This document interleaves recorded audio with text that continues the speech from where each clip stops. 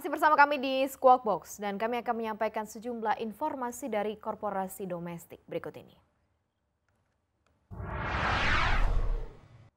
Bank Negara Indonesia (BNI) memimpin konsorsium perbankan untuk membiayai proyek jalan tol ruas Jakarta Cikampek 2 Selatan dengan nilai mencapai 1,39 triliun rupiah. Konsorsium bank tersebut memberikan pinjaman untuk dana talangan tanah.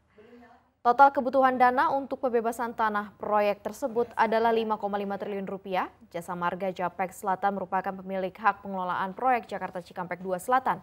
Jalan tol itu nantinya akan terbentang sepanjang 64 km dengan masa konsesi selama 35 tahun, yakni sejak 2017 hingga 2052.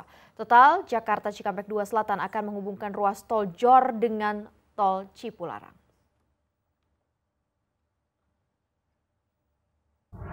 Perusahaan tambang emas Aneka Tambang atau Antam menuntaskan pengambil alihan saham Indonesia Chemical Alumina (ICA) atau ICA milik Showa Denko pada 28 Desember 2018.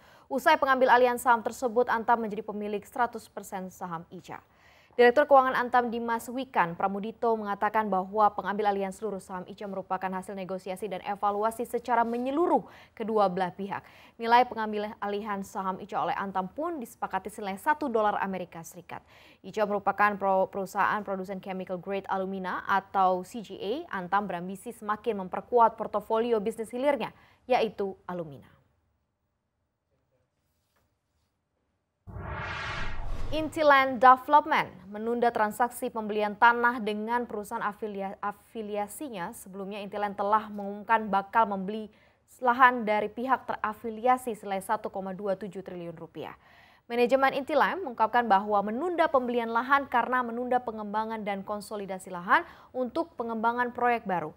Pada Juli 2018, Intiland menyampaikan akan membeli sejumlah lahan di Tangerang, Jakarta, dan Surabaya dari perusahaan terafiliasi yaitu PT Grand Interwisata dan Starlight Nusa Property.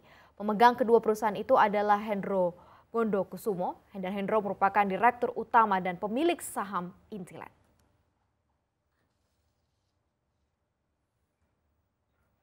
Kita ke informasi selanjutnya. Bursa Efek Indonesia menargetkan di tahun 2019 jumlah investor saham meningkat 30% dibandingkan dengan jumlah investor tercatat untuk saham sebanyak 851,9 ribu investor pada tahun ini.